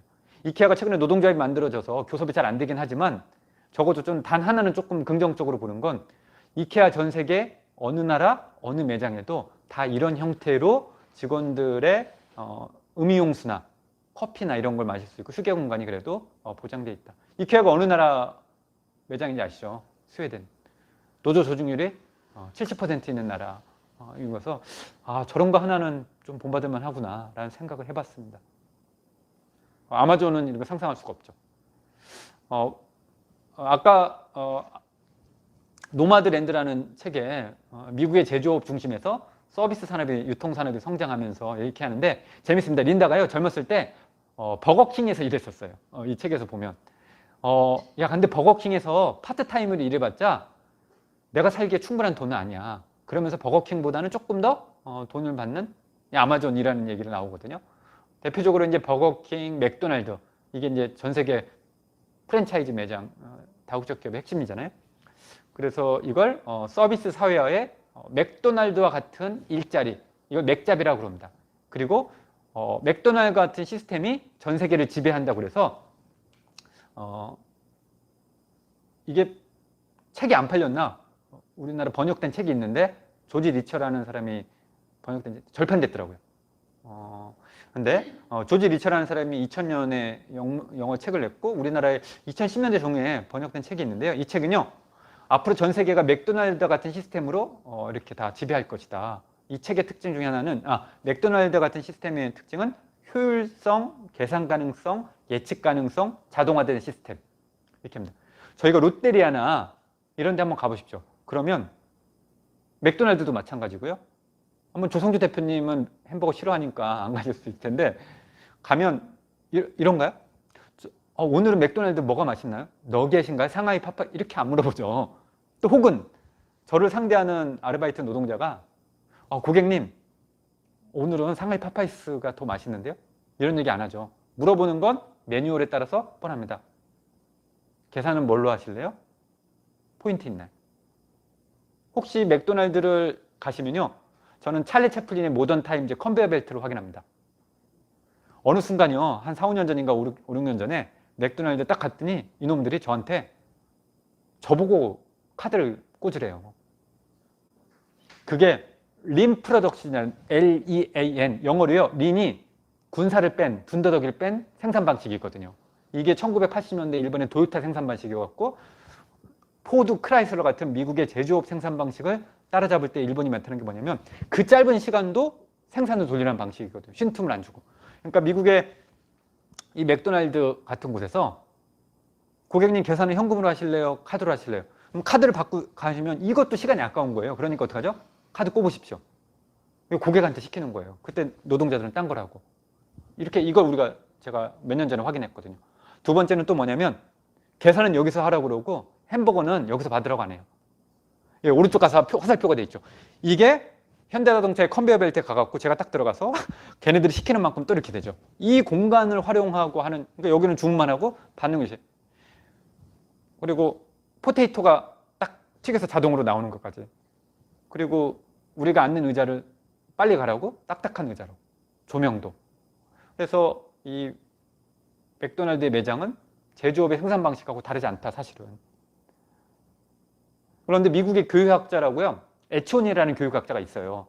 이건 그냥 우리가 넛지라는 그냥 넋두리로 말씀드리면 너희들의 자녀가 태어나면 맥도날드나 롯데리아 같은 패스트푸드 매장에 꼬마를 아르바이트 시키지 마라. 거기는 교육학적으로도 자본주의 상거래 과정에서도 배울 게 하나도 없다고 얘기를 해요. 왜 그러냐면 저도 시골에서 자라서요. 신문 배달도 해보고 과일 가게에서도 잠깐 아르바이트를 해봤었는데 거기 가면 이런 게 있거든요. 아침에 신문 배달하다 보면 새벽에 운동하다가 그 신문을 꼭 기다리시는 아저씨가 계세요. 그래서 인사도 많고. 근데 오늘 제가 몸이 조금 몸살기가 있고 찌푸둥하다고 에이 그냥 안 가고 시급 안 받지. 일당 안 받고 말지. 이렇게 못해요. 왜냐면 저 아저씨가 오늘 신문 기다릴 텐데. 이런 서로 상호관계에서 느끼는 노동의 윤리를 또 체득하기도 하거든요. 또 과일 가게 일할 때 제 경험은 뭐냐면 아까 말씀을 좀 드렸는데 오늘 자두하고 앵두가 있으면 이게 더 신선하면 단골 손님한테는 이 자두가 더 맛있다고 얘기를 하거든요. 그런데 패스트푸드 매장에서 파리바게트에서 아르바이트하는 친구는 매뉴얼에 정해진 거 그 이외에 어느 하나도 손님하고 상호작용하지 않습니다. 로봇화된 거죠. 그래서 전 세계의 이 시스템이 효율 가능하고 예측 가능하고 우리가 가끔 여행을 갈 때 펜션에 묵기도 하지만 체인점 호텔에 가끔 갈 때도 있잖아요. 가끔, 아주 가끔, 아주 가끔. 그런데 그때는 안심하잖아요. 아, 거기 갈 때 체크인을 이렇게 하고 거기에 호텔에는 무엇이 있을 거라는 것을. 그리고 저도 아주 예전에 배낭여행 갈 때 기억을 하면 영어가 잘 안 되고 음식을 고르기 힘들 때는 KFC 할아버지 찾았거든요. 거기 너겟은 일단 소스하고 상관없이 내가 안심적이야. 배탈이 안 나. 동남아 갈 때도. 그런 것처럼 전 세계 시스템이 고객들한테 이걸 이용하는 자본주의 시스템이 효율화 가능하고 예측 가능한 시스템이 운영된다. 그런데 거기서 일하는 노동자들은 숙련된 노동자를 고용하기보다는 단순적이고 저임금이고 비정규직으로 활용한다는 이런 시사점을 주거든요. 그래서 맥도날드 같은 일자리 잡, 맥잡이라고 표현합니다. 거의 대부분 저임금, 비정규직 혹은 여성, 청년, 이주노동자, 계절주 노동자, 파견 노동자 이렇게 운영이 되죠. 우리 사회 한 번은 이렇게 둘러보십시오. 다 그럽니다. 그래서 여러 학자들이요. 제조업이 아닌 비제조업, 공공부문을 제외하고 이걸 서비스 산업이라고 그러는데 서비스 산업은 너무 넓잖아요. 통계적으로 30개 업종이 넘습니다. 그래서 이거 한 4가지 정도로 나눠요. 유통 서비스, 생산자 서비스, 개인 서비스, 사회 서비스. 그중에 지금 오늘은 우리가 유통 서비스에 대해서 이야기를 하고 있는 것 같습니다. 제 슬라이드가 90장이 넘는데 이제 1장이 넘어갔습니다. 끝나는 대로 끊도록 하겠습니다. 그래서 노마드랜드 현실하고 우리 한국 사회하고 같이 조금 제가 공유를 하고 제 문제의식을 하도록 하겠습니다. 제가 1년에 노동자들 강의를 한 100회 이상 하는 것 같아요. 근데 저보다 한 다이너마이트급으로 많이 하는 분이 이제 하종강 선생님이 계시죠. 그런데 어쨌든 제가 강의를 하면 요걸 가장 먼저 띄워요. 뿌리가 너무 깊어서 우리 한국 사회 노동 문제를 해결하기 너무 힘들다. 해고가 일상적인 나라. 언제든지 해고 통보를 할 수 있고 이게 1997년 근로기준법 23조, 24조에 긴박한 경영상의 사유가 되면 언제든지 구조조정 해고할 수 있잖아요. 우리가 97년, 98년 때 이제 그 조항이 드러났죠. 아마 이 강좌를 유튜브로 차후에라도 많이 듣는 분들 다수는 아마 영화도 안 보시고 공부만 하시는 분들만 있어갖고 잘 모르겠는데 김혜수라는 영화 배우가 나온 국가부도의 날 영화 보면 이 내용이 너무 잘 나옵니다. IMF 외환위기 때 우리가 달러를 차감받기 위해서 IMF한테 구제금융을 요청하죠. 그때 IMF 깡두시 총리가 한국에 서울역 맞은편에 밀레니엄 힐튼 호텔에 캐리어 끌고 딱 오는 걸 김혜수라는 영화 배우가 당시 한국은행 직원이 딱 보고 아 쟤네들 들어왔구나. 내일 회의에 뭘 제안할까 우리한테 조건을. 그런데 거기에 금융구조조정, 공기업 구조조정 이렇게 97년, 98년 했는데 그 당시 김혜수가 영화상에서요. 테이블을 딱 치잖아요. 우리 니네들은 이것까지 요구하는 거야? 레이버 코드, 한국의 노동법 바꿔. 신자유주의 기업들이 한국에 들어와서 기업을 운영하려고 하는데 경직된 노동시장, 즉 정규직들이 많기 때문에 우리가 유연한 고용 전략을 피기 위해서 한국의 노동법 바꿔. 그때 파견법이 제정됐습니다. 지금 우리 사회 간접공용이라고 하는 파견 노동자들이 그 후부터 하나하나 업종이 붙어서 약 30개 되는 업종이 우리 회사가 고용한 직원이 아닌 제3의 회사에서 고용했지만 일은 우리 일터에서 일하는 사람들이 있죠. 비정규직의 대충 절반, 저임금 노동자가 국민 4명 중에 1명. 아마 올해로 치면요 220만 원 미만을 받는 노동자가 저임금 노동자입니다. 이건 최저임금이 낮아서 그렇거든요. 네. 앞에 정치발전소 두 분이 최저임금 노동자래요. 저분들은 오너이면서 최저임금일 것 같은데요. 장시간 노동에 산업재해에 쓰러지고 있고 중대재해라고 그러죠. 10만 명당 노동자들이 산재 사망사고로 죽는 비율 우리가 한 19명, 19명 정도 돼요. 프랑스가 한 7, 8명 되거든요. 우리가 19명으로 가장 높죠. 감정노동의 일터 괴롭힘에 상처받는 인턴 열정페이 알바라는 직업군이 노동조합 조직률 많이 올랐음에도 불구하고 12.5%. 프랜차이즈 아까 서비스 그리고 디지털 플랫폼 노동. 오늘 이 많은 얘기를 하고 싶은데요. 다행히도 노마드랜드에서는 한 절반 정도는 언급을 해줍니다. 이 노마드랜드에서는 미국의 최저임금 제도에 대해서 이야기를 하고 있어요. 24쪽, 25쪽에 얘기를 하고 있는데 연방 최저임금이 미국은요. 우리는 지금 최저임금이 한국 사회에 지금 논의되고 있죠. 아마 어젠가 오늘 4차 회의가 논의가 됐는데 대한민국은 국가 최저임금밖에 없습니다. 17개 시 광역에 최저임금 제도는 없거든요. 근데 미국은요. 최저임금 제도가 이원화되어 있습니다. 국가 최저임금이 있고 미국의 51개 주를 총괄하는 그렇지만 이 최저임금보다 더 향상되게 줄 수 있는 게 주별로 이렇게 돼 있죠. 그래서 시애틀은 예를 들어서 연방 최저임금이 7.5달러인데 시애틀은 주지사가 10달러로 정할 수도 있거든요. 그래서 이 최저임금 얘기가 나오는데 미국이 지난 10년 동안 최저임금이 너무 낮았거든요. 그래서 이 최저임금으로는 내가 살 수 없다. 풀타임 노동자를 일한다고 해도 아파트 집세 내고 월세 내봐야 내가 할 수밖에 없는데, 그래서 미국의 최저임금을 2배 이상 내가 벌어야 아파트 월세를 낼 수 있다. 린다가 이런 얘기를 하거든요. 그리고 내가 지금 실업자가 됐는데 실업수당이 바닥이 났다. 이런 이야기도 합니다. 미국이나 우리나라 똑같은 것 같아요. 한국의 실업수당, 실업급여라는 건 고용보험을 가입한 노동자들만이 실업급여를 받을 수 있고, 짧게는 이게 고용보험을 가입한 기간이 많으면 많을수록 실업급여를 많이 받거든요. 우리는 최소가 이제 3개월 받습니다. 이 실업급여는 최저임금의 90%부터. 그러니까 오늘 시청하시는 분들은 지금 최저임금 논쟁 때 저는 할 말이 많은데요. 오른쪽에 제 칼럼이죠. 최저임금 몇 퍼센트 올랐느냐, 산입 범위가 어떠냐, 업종별 최저임금, 지역별 최저임금 하느냐 마느냐도 중요하지만 저는 중요한 건 지난 5월 21일 날 한번 다시 보기로 찾아보십시오. 제가 경향신문에 칼럼 쓴 건요. 되풀이되는 최저임금 논쟁 다시 보기라고 했어요.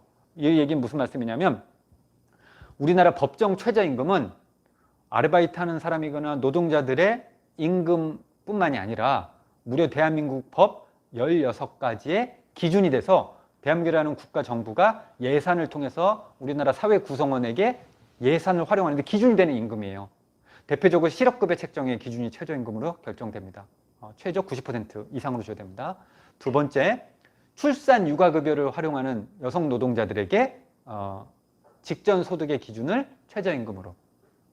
또 최근에 백신 때문에 어쩔 수 없이 또 우리가 가슴 아픈 기사를 보는데 돌아가시는 면역 이상 반응으로 있을 때 감염 및 예방관리법에 의해서 국가가 보상을 해줄 때 최저임금 곱하기 240.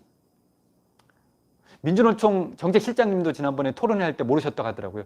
민주노총 정책실장님이 민주화운동 보상을 받으시더라고요. 아마 예전에 학생운동이나 노동운동 하셨던 것 같은데 본인이 보상금을 받는데도 모르셨대요. 우리나라 민주화운동 보상과 관련 법률도 최저임금의 몇 퍼센트. 그리고 탈북자 이주민이 정착할 때 정착 지원금. 그리고 국가유공 포상자. 특수 우리 국가 안보를 위해서 외국에 요원으로 활동했다가 순직한 분들 지원금, 조세 특례까지. 장애인 의무 할당을 지키지 않는 300인 이상 의무잖아요. 그러면 예를 들어서 A라는 기업이 5명 채용해야 되는데 4명밖에 채용하지 않았다. 그러면 1명은 과태료를 냅니다. 벌칙금. 그게 최저임금 기준입니다. 대단히 많죠. 즉 저는 최저임금은 단순히 시급 임금 소득을 결정하는 논의를 떠나서 대한민국의 사회적 기준이 되는 임금이고 우리의 가치를 결정하는 임금이다라고 할 수 있습니다. 이 법률에 따라서 정책과 사업은요 40가지가 넘어요. 그런데 최근에 몇 개가 더 생겼어요. 서울시가 유급병가를 주는 기준도 최저임금. 그리고 경기도도 마찬가지지만 비정규직 특수고용 노동자들 휴가 연차 휴가도 없으니까 1박 2일 정도 휴가비를 지원하는 것도 최저임금 기준으로. 그러니까 사회적 임금이죠. 저는 소셜 웨이지 성격이라고 표현을 하는데요. 그래서 린다는 내 실업급여가 바닥이 났는데 이것도 최저임금이고 프레카리아트 너무 저임금에 살고 있다. 근데 미국이 최저임금이 너무 낮잖아요. 특히 지난 트럼프 때는 거의 올리지도 않았고 지금 바이든이 그래서 미국 바이든 대통령이 당선되자마자 행정명령으로 미국에 있는 공무원이나 공공기관에 있는 노동자들 파트타임들은 15달러 주겠다. 이게 지금 우리로 기준하면요 생활임금이에요. 최근에 243개 지방정부 중에 약 129시 조례를 제정해서 최저임금이 너무 낮으니까 낮은 최저임금을 견인하기 위해서 지난 5년 동안 지방정부에서 경기, 서울, 부천 등에서 선제적으로 성북, 노원에서 했던 리빙 웨이지라고 그러죠. 이런 얘기가 나옵니다. 그래서 미국의 아마존 물류센터에서 일하는 계절 노동자들은 낮은 최저임금에 7달러, 5달러에서 일해서 그래서 내가 이렇게 높은 집세를 내느니 그냥 캠핑카를 이렇게 돌아다니면서 하는 얘기가 나옵니다. 연방 최저임금 제도. 그래서 이 최저임금이 너무 낮으니까 이게 우리나라 그래프거든요. 잘 안 보이시겠지만 오른쪽에 파란색은요. 정규직이 2004년에서 2018, 지난 10여 년 사이에 이 노마드랜드에서 나오는 시기에 우리나라 정규직의 임금 상승률입니다. 정규직은 급격하게 임금이 시급이 올랐죠. 그렇지만 가운데 빨간색은 비정규직, 계약직, 제일 왼쪽에는 파트타임. 그만큼 또 우리 이 시기에는 이명박근혜 정권 시기에, 보수정부 시기에 낮은 최저임금이 10년 동안 묶여 있었기 때문에 임금이 고용뿐만이 아니라 복지뿐만이 아니라 이 격차를 보여주죠. 우리가 이래서 이런 것들을 이제 좋은 일자리 1차 노동시장 대기업을 혹은 중소영생기업 비정규직을 2차 노동시장. 그래서 노동시장이 두 개로 균절되어 있다. 그래서 이중 노동시장, 레이버 마켓의 듀얼 레이버 마켓이라고 그러거든요. 이게 이제 과거의 문제였고요. 정치발전소의 서점에 이 책이 들어와 있는지 모르겠는데 아인슈타인의 뉴딜 정책에 도움을 준 사람이잖아요. 제가 좋아하는 사람이 딱 둘이 있는데 아인슈타인하고 찰리 채플린입니다. 우리 측면에서, 노동의 측면에서요. 아인슈타인이 대공황 뉴딜 정책 때 누즈벨트 대통령한테 권고한 게 되게 많아요. 이 책의 2장에 보면 어떤 이야기가 있냐면 노동자들 사이에 경쟁이 건전한 한계를 넘지 않아야 된다. 너무 성과급주의로 이렇게 가면 안 된다는 거죠. 그리고 모든 아이들이 건강하게 자랄 수 있는 기회를 줘야 되는데 특히 임금이라는 건 물가 상승률이나 소비자의 가격을 감당할 수 있을 만큼 높아야 된다. 즉 최저임금 이야기를 하고 있는 거거든요. 이 모든 것이 국가가 반드시 해야 될 일이다. 이 책 2장 정치와 평화에서 생산과 노동에 관련된 챕터입니다. 아인슈타인이 상대성 원리, 물리학의 천재 이야기만 나눴지 생산과 노동, 최저임금 그리고 이야기를 했다는 걸 모르는 사람 되게 많습니다. 그래서 많은 사람들이 저는 퍼뜨렸으면 좋겠는데요. 너 아인슈타인 아니? 아인슈타인이 최저임금하고 미국의 노동시간 단축에서 대공황 시기에 노동시간 단축을 이야기한 사람이야. 라고 그러면 우리가 조금 달리 볼 필요는 있겠죠. 이 책도 많이 구입해 주시면 좋을 것 같습니다. 린다가 65세가 넘었어요. 이 책에서는 사회보장, 우리 국민연금이죠. 사회보장제도, 그리고 고령자 노동 얘기가 여기저기에 나옵니다. 그래서 제가 이 책을 보면서 또 이 얘기도 하고 싶은데요. 오른쪽에 조금 그래프가 적긴 하지만 미국도 비슷하죠. 우리가 자본주의 시스템이 비슷하니까 청년들이 첫 일자리가 25에서 28살에 이제 첫 일을 잡습니다. 임금 소득이라는 걸 벌 때가 이제 그때부터 흑자라고 저희가 표현을 하는데요.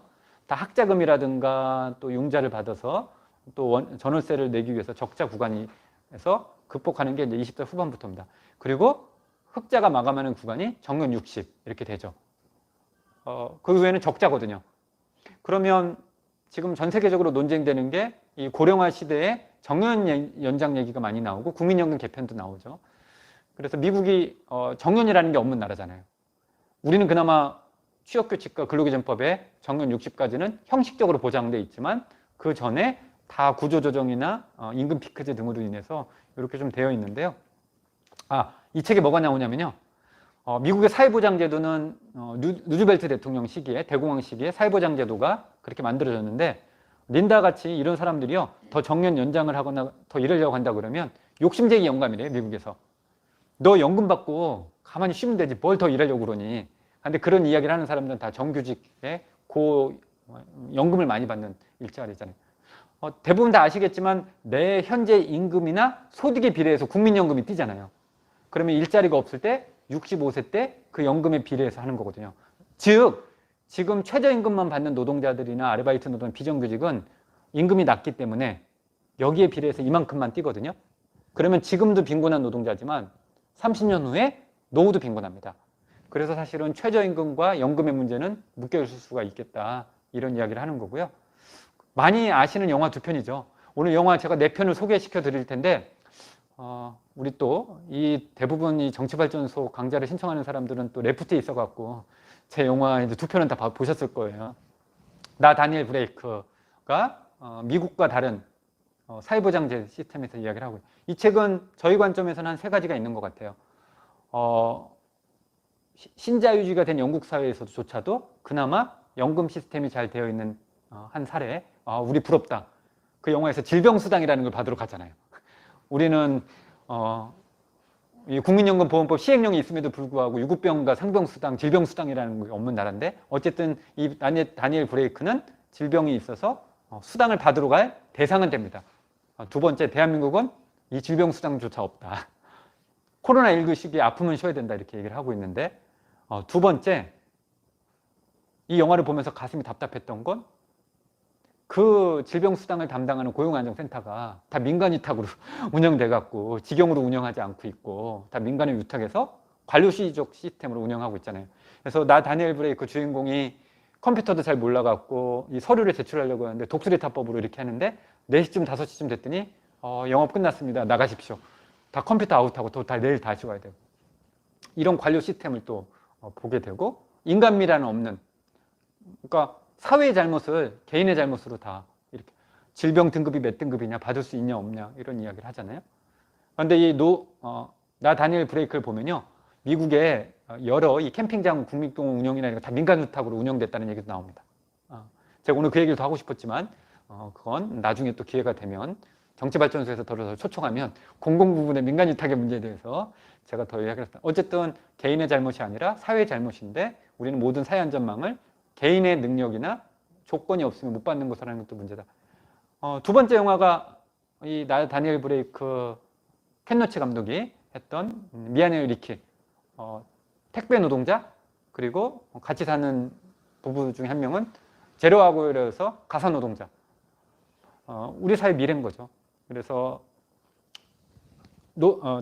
노마드랜드에서는 물류 노동자 얘기가 나오지만 이 물류된 택배 상품을 배송하는 건 또 나 다니엘 브레이크에서 근로기준법을 적용받지 않는 노동자.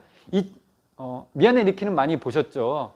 아직 못 보신 분들은 BTV나 왓챠에 잘 나와 있습니다. 한번 보시면 이 영화도 첫 대사에서 근로자 노동자가 아님을 그 대화 30초에 다 나옵니다. 파트너라는 얘기를 합니다. 고용 피고용 관계가 아니라 나는 사장이고 너는 근로자라는 표현을 쓰지 않고 우리는 파트너 관계다.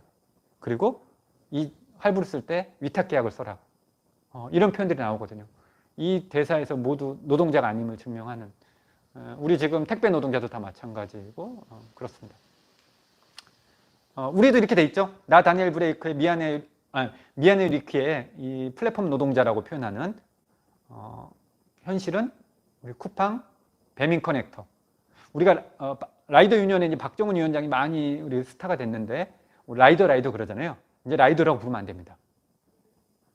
왜냐하면 자기 자차로 배민 커넥터 이런 사람들은 자기 차로 이렇게 하는 사람도 있는 거고 자전거로 하는 사람들, 퀵보드로 운전하는 사람, 도보로 하는 사람들도 있거든요.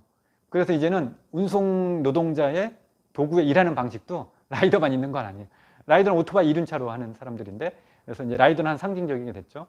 이동하는 수단도 다 다르게 이렇게 하는 사람들. 이들이 다 지금 보는 1번, 2번, 3번, 4번이 다 10년 전에는 노동자였는데 지금 다 노동자가 아닌 사람들. 그래서 오늘 부제가 그렇잖아요. 우리의 노동은 어떻게 변화하고 있나. 이렇게 변화하고 있습니다. 쿠팡 노동자 사망했는데 어떻게 산재를 인정받지 못하는 문제도 있죠. 요건 나중에 기회가 되면 더 논의하겠지만 제일 왼쪽에 보면 한국의 이 노인 빈곤율이 가장 높은 주요 선진국 중에 지금 한국의 청년 실업 고용률도 심각하지만 저는 노인 빈곤율이 대단히 심각한 문제로 와닿아 보고 있고요.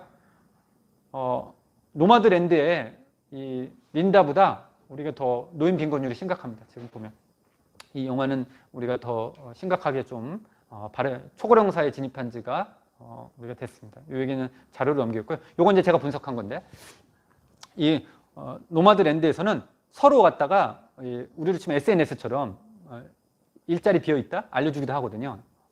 이 책에 이제 교재 나오는데 이 그래프는 제가 이제 정치발전소 요청을 받고 한번 분석을 해봤어요.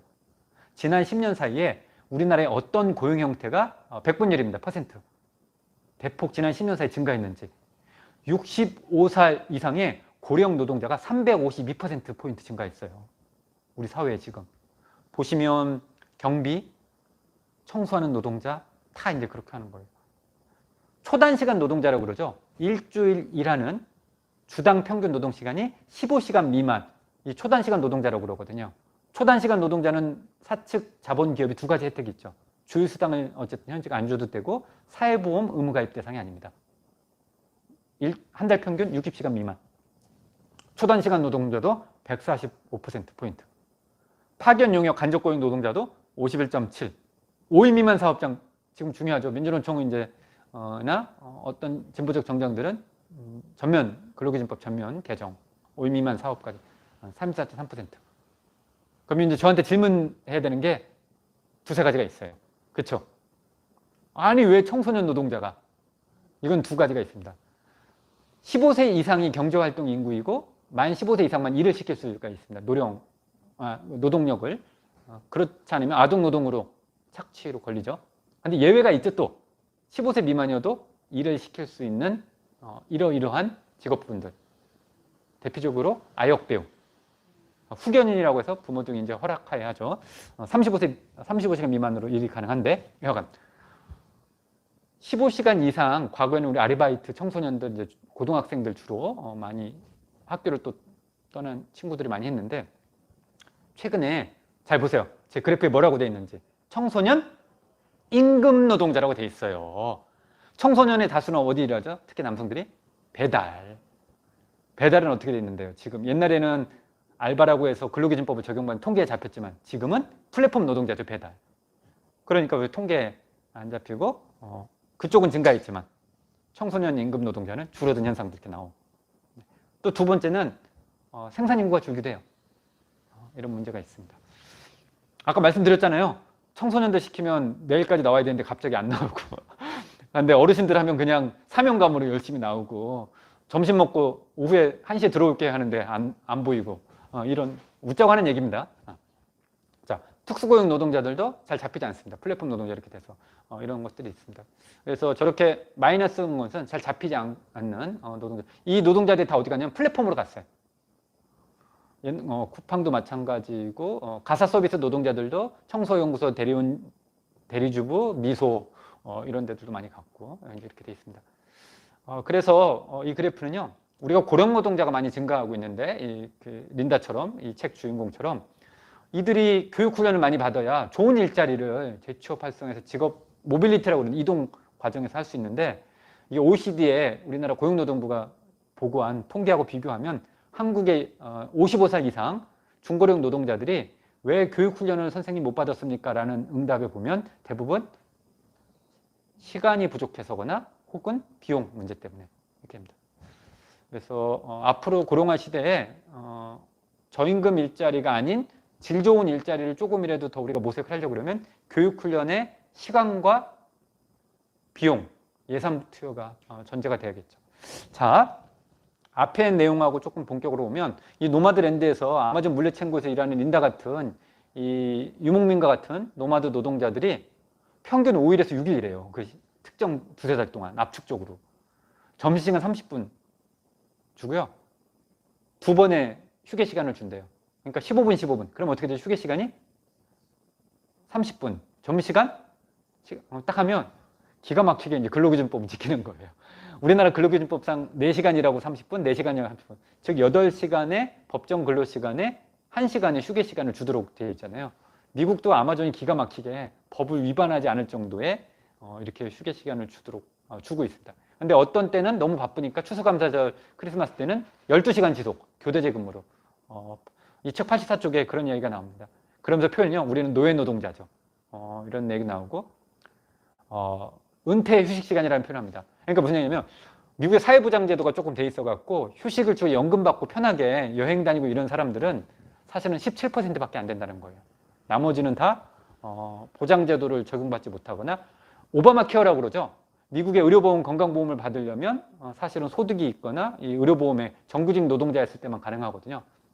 그래서 사실은 오늘 책에서 한 3가지 제가 중간에 우리하고 좀 다른 얘기를 하면 미국의 노동조합 정규직 노동자들 핵심 중에 하나는요, 실업급여 문제도 있고 주택보조도 있지만 의료보험이에요. 은퇴하고 나서도. 그래서 제도가 참 특이한데 국가가 의료보험을 모두 커버하지 못하니까 GM이나 포드, 크라이슬러 이렇게 노동자들이 60살 이후 은퇴할 때 회사하고 단협 조항이 뭐냐면 내가 70세, 80세까지 회사가 의료보험을 대주는 게 그게 가장 조건 중에 하나거든요. 그런데 미국의 노동자들도 은퇴 시간을 보내는데 10명 중에 8명은 그렇지 못하고 일부는 또 그렇기도 하지만 17명에 불과합니다. 이제 오른쪽 보십시오. 한국의 노동자들은 장시간 주위에요. 우리 아버님 세대들한테, 어머님 세대들한테 물어보면 아버지, 어머니 좀 쉬어셔도 되잖아요. 제가 용돈 드릴 테니까. 그러면 야, 쉬면 뭐하니, 더 있을 때 벌어야 되지. 이렇게 이야기하시는 베이비 부머 세대도 있었고 이 어르신 세대들은 연평균 주 6일, 7일 일하시면서 OECD 선진국 중에 가장 많이 장시간 좀 휴가 기간인데 제가 여행 보내드릴 테니까 좀 쉬세요 그러면 한 3일만 쉬시면 더 못 쉬세요. 이분들이 몸이 근질근질 하셔갖고 이런 장시간 노동을 줄이자고 하는데 최근에 이 기업들이 여기에 대해서 태클 들고 오고 그러죠. 자, 요건 아까 말씀드린 국제노동기구 ILO 좀 이야기를 하도록 하겠습니다. 1919년에 전 세계 1호 협약이 뭐냐면 하루에 8시간 일하자는 협약이었습니다. 근데 린다도 마찬가지이고 100년이 지난 지금 우리의 주위를 둘러봐도 일상적으로 9시간, 10시간 야간 근무, 초과 근무하는 노동자들이 많죠. 100년이 지난 지금 우리는 아직도 이런 일터였거든요. 요건 조금 제가 이렇게 카드 뉴스처럼 이렇게 토막토막 해봤습니다. 1919년에 유럽 사회에서 국제노동기구가 장시간 노동을 찰리 채플린이 얘기했을 때 중간에 1969년에 언제요? 전태일 열사가 청계층 피복 노동자들이 70시간 일한다고 했을 때 2019년 우리가 택배 노동자들이 장시간 노동에 과로사도 쓰러진다고 처음 이야기했을 때 각 단계로 보면 우리는 아직도 70년 전에 전태일 50년 전에 전태일 열사 시기나 지금이나 다르지 않다. 그때 편지였죠. 전태일 열사가 박정희 대통령한테 그때 서울시청의 근로감독 권한이 있을 때 서울시에 편지 보내고 했던 모습들이 생각납니다. 지금도 다르지 않고 린다도 마찬가지고 미국의 근로감독가들은 주 직업안정 근로감독가는 더 우리보다도 더 저희 다운표 치고 허접한 것 같아요. 이건 몇 년 전인데요. 저는 너무나 충격받아요. 한국의 노동 감수성이 이렇게 없구나. 많이 하는 기업입니다. 우리나라 지금 10대 기업 되나? 난 오늘도 야근이거든. 야근하는 너를 위해서 우리 새벽까지 연장 영업하겠다. 예, 이거 두타로 써 있어요. 제가 이걸 보면서 야, 저럴 수 있나? 저기서 연장 영업하는 노동자들은 새벽에 어떡하라고. 그렇게 돼 있는데 몇 년이 지난 지금 오른쪽에 보시면 대전에 한 고등학생들이 택배기사 노동자들이 너무나 힘들다고 그러시니까 늦어도 괜찮아요. 이 달력을 만들어서 알리고 그러면서 우리가 택배 노동자들의 일주일 최대 근무 시간을 엊그제 합의했다고 하는데 다시 사회적 합의로 60시간, 70시간. 저는 그 합의가 상상이 안 가요. 60시간, 70시간 합의를 한다는 것조차도 근로기준법상 일주일 최대 장시간은 52시간인데 왜 60시간, 70시간으로 합의했을까요? 사진 보이죠? 오늘 신문 스크랩입니다. 택배 노사가 합의한 게 주 60시간이에요. 근로기준법상 52시간이 상한제인데 이들은 근로기준법상 근로자가 아니니까 이런 겁니다. 60시간. 왼쪽 사진은요. 오른쪽은 제가 빼겠습니다. 시간상. 왼쪽은 거의 한 10년 된 것 같아요. 영국의 TUC라고 영국의 노총인데요. 영국의 국회의사당 앞에 이렇게 안전모를 쫙 깔았습니다. 그러면서 영국의 시민들한테 이걸 알리는 거예요. 시민 여러분, 국민 여러분, 영국의 노동자들이 이렇게 지난 10년 사이에 산재 사망 사고로 돌아가셨습니다. 저게 숫자예요. 너무 충격적이잖아요. 저렇게 많이. 그러면서 우리가 많이 지난 1년 동안 논의됐던 영국의 소위 다운표 치고 중대재해기업처벌법이 기업살인법 이런 게 영국에 제정됐을 때 저런 캠페인을 하고 알렸을 때 법 제정되는데 대단히 시사점을 줬죠. 영국은요, 그래서 건설 현장에 가면 노란색 안전모, 파란색 안전모, 빨간색 안전모를 쓸 때 다 역할이 달라요. 이런 것도 다 포기를 하죠. 그래서 우리도 조금 안전한 일터로 관련해서는 조금 더 국민들에게 더 다가갈 필요 있겠다는 생각도 들었습니다. 아마존에 이런 노조 얘기가 딱 하나 나오거든요. 제가 이 책을 보면서 하나 느낀 건 어떻게 노동조합 얘기가 한 번도 안 나오나. 그런데 이 얘기를 조금 하려고 합니다. 최근에 아마존 얘기가 많이 나오면서 아마존에 노동조합을 만들려고 했는데 무산이 됐다. 이게 언론에 한국에 나왔거든요. 올해 3, 4월 달에. 근데 우리나라 일반인들 조금 노조 아는 사람은 이상하게 생각해요. 야, 노조 그냥 만들어서 설립 필증 내면 되지 왜 무산되고 뭐야. 이게 우리나라하고 노동법이 좀 달라서 그렇습니다. NLRB라고 그래서 미국은요, 예를 들어서 아마존 물류센터에 1000명이 있다. 그러면 그 1000명을 대상으로 해서 노조를 설립할 것이 아니고 투표에 붙여야 돼요. 그래서 과반이 통과가 돼야 우리 노조 설립할 수 있는 자격증이 있어요. 이렇게 제출하거든요. 그러니까 그만큼 미국은 노조 만들기가 쉽지 않습니다. 그런데 왜 노조 조직률이 20, 30% 되느냐? 우리보다 두세 배 많냐? 과거의 공공기관이나 공무원이나 미국에 이제 경찰 노조도 있고 그렇잖아요. 그리고 일부의 제조업 노동자들이 버티고 있는 겁니다. 그래서 이 아마존의 노조 설립하기 힘들다 이렇게 됐을 때 그 내용을 조금 알려주고 싶어서 나온 이야기고요. 우리나라 신문들도 이미 알고 있어요. 그래서 아마존하고 쿠팡하고 다르지 않다. 노동자 홀대하고 기업 가치는 아마존의 저 회장이 전 세계 부호 10대 부호 안에 들잖아요. 쿠팡도 올해 미국에 상장했는데 어마무시한, 우리가 표현하고 헐 대박 이렇게 될 정도로 돼 있죠. 자, 이제 세 번째입니다. 오늘 늦게 끝내도 되나요? 그래도 9시 뉴스 전까지는 끝내야겠죠. 고용 없는 성장, 사용자 없는 고용. 산업은 성장하는데, 기업은 성장하는데 고용이 없어요. 사용자가 없어요. 이게 이제 디지털 플랫폼 노동의 이야기를 짧게 조금 하려고 합니다. 그래도 책 얘기를 하면서 하는 게 좋겠죠. 이 책의 63페이지에 보면 린다가 많은 경험을 하게 되는데 카지노에서도 일한 경험이 있고 이런 이제 친인척 얘기를 하는데 카지노에 이제 보면 영화를 보면 담배를 많이 피우고 그러잖아요. 그런데 거기에 담배 자동 자판기가 생겼대요. 근데 영화에 보면요, 이 담배를 팔면서 팁을 받고 그러거든요. 그러면서 담배 자동 자판기가 딱 생기면서 자기 일자리가 이제 없어지는 거예요. 우린 지금 상상 못하지만. 그런데 우리 지금 경험하고 있습니다. 혹시 조성주 대표님 이 주거래 은행이 어디세요? 아, 우리은행이세요? W은행이라고 표현을 하죠. 저는 KB국민은행. 일하는 방식이 이렇게 변하고 있어요. 예전에는 10여 년 전에는 은행 지점 영업점이라는 곳에 가면 한 20여 명, 지금 한 10명밖에 없습니다. 디지털 자동화돼서. 최근에는 디지털 KB, 그래서 은행 직원이 한 명도 없는 곳에 다 스마트폰으로 하죠. 인터넷도 아니고. 저도 어플리케이션 리브를 깔아서 비밀번호 6자리만 치면 자동 이체까지, 환전도 내가 원하는 곳에 찾죠. 앞으로요, 은행원은 없을 겁니다. 뱅커는 없어요. 뱅커는 없고 판매원만 있습니다. 세일러만. 은행 상품을 판매하는.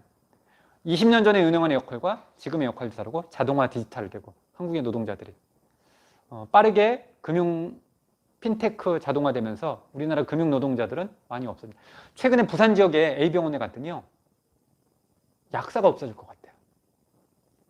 한 A병원에는요, 처방전을 갖고 가면 자판기에서 약이 나와요. 이렇게 미국도 그렇게 시작됐거든요. 이렇게 되고 있고요. 이건 CGV점입니다. 우리가 극장에 가면 어느 순간 극장에 파트타임 아르바이트 하는 친구들이 작년 코로나19에 다 자동화 문이나 키오스크가, 아마 2019년, 2020년, 2021년 청년 파트타임 노동자 고용률을 보면 아마 올해는 엄청나게 줄었을 겁니다. 다 아르바이트 하는 일자리가 비대면 언택트로 서비스 산업 중심으로 해서 다 사라지고, 팝콘 파는 친구 딱 2명만 있습니다. 저녁에 제가 가보니까. 자산오브 영업으로 갔더니 딱 2명만 있더라고요. 예전엔 제가 대화도 하고 근로계약 썼냐고 물어보고 주휴수당 받았냐고도 물어보고 그랬는데 지금은 이제 볼 수가 없는 것 같아요. 오늘 이 슬라이드는 약간 이론적 개념인데요. 아시면 좋을 것 같습니다. 앞에 모두에 제가 말씀드렸잖아요. 대기업의 정규직의 1차 노동시장이 있는데 중소기업, 하청, 2차 노동시장. 그래서 1차 노동시장, 2차 노동시장의 격차, 불평등을 얘기했다면 오늘 슬라이드를 보면 우리나라 대기업의 1차 노동시장은 10%밖에 안 됩니다. 대기업의 비정규직, 하청은 또 잡히지도 않고요. 중소기업, 정규직, 비정규직. 여기까지가 1번, 2번, 3번, 4번이면 우리는 1, 2, 3번 박스에서 얘기만 했어요. 그런데 최근에는 오른쪽에 2개의 블록이 더 생겼습니다. 5번, 6번. 특수고용 노동자, 플랫폼 노동자, 프리랜서. 저희들 통계로 보면 보험 설계사, 덤프, 화물운전 이런 노동자들은 이제 특수고용 노동자 그러죠. 설치기사 이런 분들이. 우리 통계는 한 200만 명. 정부가 인정하는 특수고용 노동자 14개 직업군은 62만 명 정도 됩니다. 플랫폼 노동자 최대 179만 명. 프리랜서, 1인 자영업자, 독립노동자라고 표현되는 합하면요 680만 명 정도 됩니다. 전통적인 계약이 아닌 비전통적인 계약, 전통적인 고용계약이 아닌 근로계약이 아닌 고용방식. 그래서 표준화된 일자리가 아니라 오늘 정치발전소 강처럼 비표준화되고 변화하고 있다, 일자리가. 그래서 과거에는 1차 노동시장, 2차 노동시장이 있다면 저는 이제는 3차 노동시장, 완전히 근로기준법도 적용받지 못해요. 최저임금 안 준수해도 돼요. 일하다가 다쳐도 회사, 기업 책임 아니에요. 사회보장을 적용받지 못하는 노동자들이 있죠. 조금 더 쉽게 이렇게 벤다이어그로 그러면 임금을 받고 일하는 근로기준법에 적용되는 노동자가 아르바이트 파트타임까지 약 2천만 명. 근데 오른쪽에 약 700만 명가 가야 되는, 이제 조금 있으면 과반일 것 같아요. 681만 명이 다 이게 중첩되어 있거든요. 특수고용은 고용 형태지만 플랫폼 노동은 고용 형태가 아니에요. 플랫폼을 통해서 일하는 자. 그러니까 온라인이나 인터넷, 모바일을 통해서 업무를 지시받고 서비스를 제공하고 보수를 얻는 자, 이렇게 되거든요. 프리랜서도 이렇게 중첩되어 있죠. 그래서 앞으로 노마드, 유목민, 프레카리아트 이런 형태의 노동자들이 더 증가하고 있겠다. 오른쪽은요. 지금 한 2달 됐나요? 예전에 저도 정치발전소 회원이어갖고 링크에서 보여주니까 정의당의 장혜영 의원님이 오셔갖고 강좌할 때 저도 댓글 한번 달았는데 그 의원실에 이제 부탁해갖고 요청 받은 거거든요. 이 원천징수 사업소득제라고 노동자들은 소득세 연말징수를 하지만 프리랜서 이런 분들은 강연을 하거나 어떤 프로젝트를 하면 3.3% 소득세를 국세청에 신고하게 돼 있는데 600만 명이 넘었는데요. 오른쪽에 보시면 2014년에 400만 명. 근데 지난 4년 사이에요. 몇 명이요? 613만 명, 200만 명이 증가했어요. 우리 사회에요. 그러니까 지난 사이에 특수고용 플랫폼 프리랜서 같은, 그러니까 근로자 신분이 아닌, 노동자 신분이 아닌 자가 저렇게 증가했다. 그러면 지금 2년이 지났잖아요. 전 더 많이 증가했을 거라는 거죠. 제도 밖의 노동 밖의 노동자들이 이렇게 되어 있죠. 기술 혁신과 산업 구조의 변화가 이들의 일자리를 증가하긴 했지만 노동의 소외, 격화 이렇게 볼 수 있죠. 빠르게 진행하면 이런 일자리들이 우버, 리프트, 중간에 이제 딜리버 히어로라고 되어 있잖아요. 저 사람이 우리가 배달의 민족이 저 회사에 이제 작년 연말에 매각됐죠. 4조 5천억 원에. 저 가운데 있는 사람이 회장입니다. 전 세계 다 똑같은 것 같아요. 회장들이 CF 나오려고 그러고.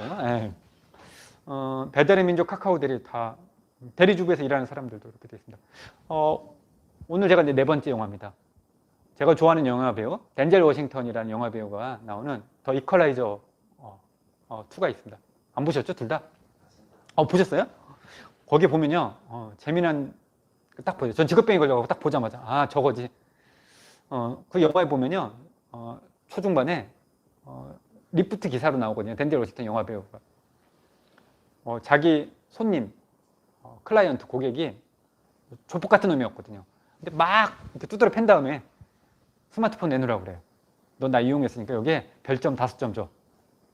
별점 5점 만점을 많이 받아야 내가 좋아요 5점 만점을 하는데 좋은 평가를 받거든요. 그래야 내 리프트에서 회사에서 좋은, 그러니까 과거의 나의 인사권은 회사가 인사승진 평가를 했다면 지금은 이걸 이용하는 고객이. 혹시 플랫폼을 이용한 분들은 다 압니다. 가사 서비스든 카카오 택시든 딱 타면 끝나자마자 어땠습니까? 이렇게 하잖아요.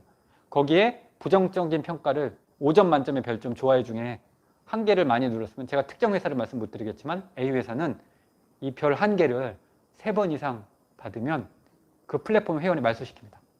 말소시킨다는 건 내 회사, 내가 이 일을 못한, 내 소득이 단절되죠. 즉 해고예요. 이런 문제를 우리가 어떻게 봐야 되느냐라고 볼 수 있죠. 오래된 일이 아닙니다. 불과 10년 전에는 이들이 다 상용직이라든가 정규직이라든가 파트타임이나 근로기준법을 적용받는 노동자였는데 일하는 방식만 바뀐 거죠. 그럼 이건 새로운 노동인가? 새로운 노동이 아니라는 거예요. 작업 과정만 바뀐 것이지. 유럽 평균 11% 됩니다. 일하는 사람들 중에. 우리도 한 7.6% 통계로 될 수 있고요. 이건 자료로 넘기도록 하겠습니다.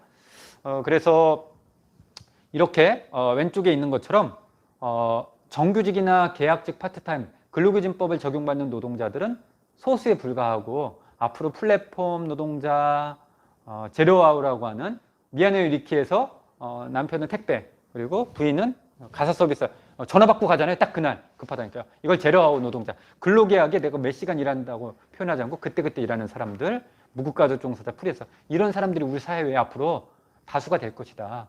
그럼 어떻게 할 것이냐 이런 문제를 던진 거죠. 노마드 노동자들도 뿐만이 아니라 이렇게 되고 있습니다. 이건 좀 짧게만 설명드리면 플랫폼 노동을요 왼쪽에 있는 것처럼 업무 지시나 업무를 찾는 것도 온라인에서, 인터넷에서, 모바일에서. 근데 업무 제시, 내 노동의 결과도 온라인으로 그냥. 예를 들어서 번역하면 나 이거 번역할 거예요 하고 나서 번역물도 그냥 온라인에 제출을 하죠. 그런데 배달이나 가사 서비스는 일감은 온라인으로 지시받지만 일을 하는 건 오프라인에 직접. 이거 그래서 오프라인 호출형 플랫폼 노동이라 합니다. 하다는요, 밑에 있는 호출형 플랫폼 노동자들은 과거에는 다 노동자였어요. 그런데 지금은 플랫폼 노동으로 바뀐 거고, 저게 일부는 특수고용이기도 하고, 그래서 저기는 사실은 노동자성이 높습니다. 위에는 온라인 플랫폼 노동자들은 프리랜서 성격이 강하고 혼재되어 있죠. 이렇게 되어 있고요. 세부적인 내용들을 조금 보시면 될 것 같고요. 이렇게 급성장하고 있고, 제가 핵심적인 내용만 조금 보도록 하겠습니다. 외국에는 어떻게 이런 거 대처하고 있는지. 이탈리아 볼로나라는 곳인데요. 협동조합이나 사회적 경제가 잘 됩니다. 2018년에 전 세계 최초로 지역에서, 우리로 치면 지자체에서, 지방정부에서 도시의 디지털 노동권에 관한 기본 헌장을 전 세계 최초로 해서 이들에게 이러한 권리를 주장해서 의회 중심으로 해갖고 배달 노동자하고, 우리 지금 라이더 유니언하고 협약을 체결했는데요. 제가 관심이 있었던 건 두 번째. 끝에 보시면 기후수당을 주자는 거예요. 폭염이나 혹한기기에 이들 미세먼지가 많고 이럴 때 라이더 노동자들에게 그런 거 주자. 그래서 어떻게 저런 상상력이 가능했을까, 이런 것도 좀 시사점을 받았고요. 덴마크는 노조 조직률이 덴마크보다 더 스웨덴보다 더 높은 나라들입니다. 그런데 가사 서비스 노동자들이 덴마크 노총 3F라고 하는 노총하고 해서 최초의 가사 서비스 플랫폼 노동의 단체 협약을 체결하기도 했습니다. 이건 우리나라 언론에 경향신문부터 한겨레에 많이 났는데요. 캘리포니아가 미국의 51개 연방 도시 중에요, 조금 진보적이고 괜찮은 도시예요. 여기에 의원이 먼저 얘기했고 주지사가 이렇게 사인한 게 뭐냐면, 플랫폼 노동자들을, 프리랜서 플랫폼 특수고용 노동자들 같은 사람들을, 우버 기사 같은 사람들을 근로자로 볼 수 있도록 하는 지방정부의 자치복귀 조례 법이 통과된 겁니다. 이건 뭐냐면 밑에요, ABC 이렇게 돼 있잖아요. 이게 ABC 테스트예요. 이게 뭐냐면 이렇게 ABC 테스트 돼 있고 법안에 AB5뻘에 됐는데, 이제 저도 이제 보다 보니까 알았는데 AB 이런 게 코드명이더라고요. AB5, 6 뭐 이렇게 되는데, 우리를 치면 조례 몇 번 이렇게 돼 있는데, AB5 이제 법안이 통과됐고, 우리가 만약에 월급을 못 받거나 일하다가 다쳤어 그러면, 나 월급 못 받았어요. 노동부에 가서, 고용청에 가서 내가 다 증명해야 되잖아요. 근데 이 ABC5는 뭐냐면, 니네 쿠팡, 아마존, 우버, 니네 직원을 통과됐는데 A, B, C 세 개를 다 테스트 통과해야만 노동자야. 이 중에 한 개, 두 개를 통과하지 못하면 이건 자영업자로 볼 수 없어. 이런 건 다 회사가 입증주의거든요. 우리는 우리가 증명해야 되는데 회사가 증명해야겠구나. 플랫폼 노동자들이 저렇게 한 거거든요. 근데 다른 기회에 제가 최근에 이제 정의로운 전환이라고 기후환경 위기에 대해서 하는데, 캘리포니아가 또 원전이나 이런 문제에 대해서 화력, 석탄 이런 전통적인 노동자들의 산업전환 과정에서 노동자들의 일자리 문제에 대해서 가장 선진적으로 미국에서 또 관심 가진 도시이기도 하더라고요. 그래서 역시 도시의 노동이라는 건 이런 차이가 있구나 하는 생각들도 했습니다.